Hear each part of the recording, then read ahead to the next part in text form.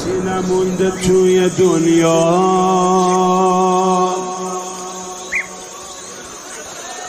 مرامشو ندیده باشه. چه عمویی داری؟ فرات از اینجا خیلی دور نیست، دیگه الان باید رسیده باشه. الان دیگه تو آب رفته، مشکشو زیر آب برده. عمو تو که میشناسی مادر، مطمئنم که آب نخورده. ابوالفضل عباس وقتی که آب رو برداشت تا چشمش به آب افتاد، فذکر عطش الحسین، به یاد لبهای تشنه امام حسین، شاید به یاد فریادهای العطش دختران و کودکان، شاید به یاد گریه عطشناکانه علی اصغر، دلش نیامد که آب رو بنوشه.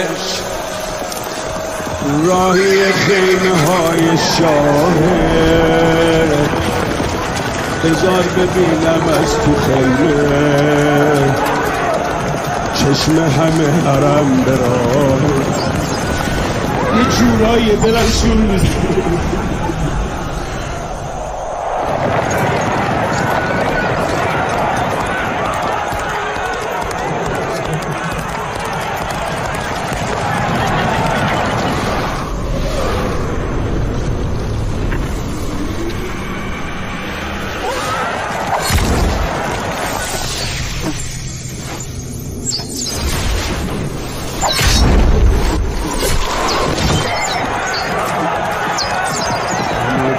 که خالی رفته،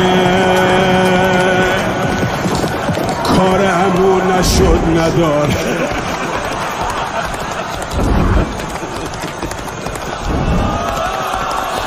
عباسه گریبون نهر رو میتونه بگیر تا حرم بیاد.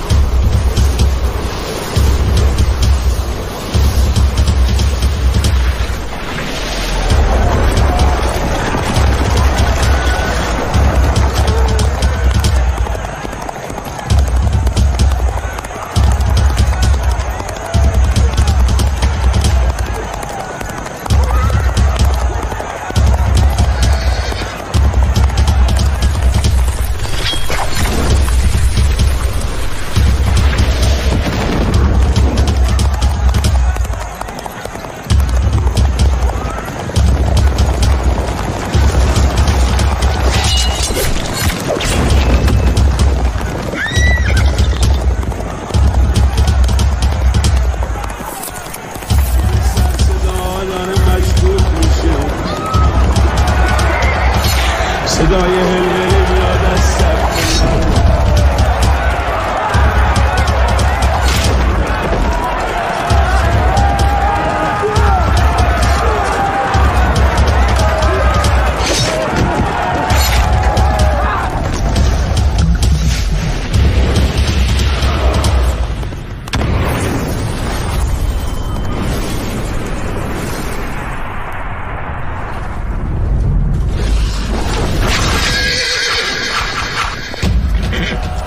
امید منی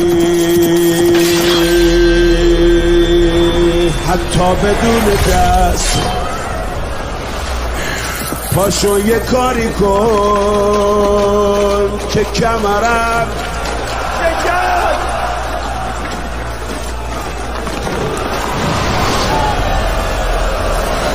ما توی علقمه ولی حرم بدون مرد، پاشو که دشمنه داداش خیمه رو دوره کرد،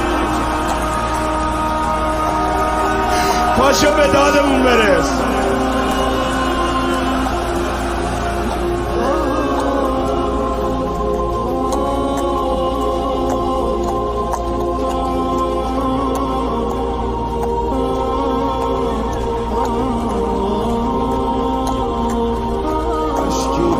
هزار زحمت رسید به آب، بیچاره طفلک شیرخواره. یه امیدی بستن تو خیمه، حالا آب نمیخوای، آب به خیمه نرسید، فدای سرت پاشو برگرد خیمه کس و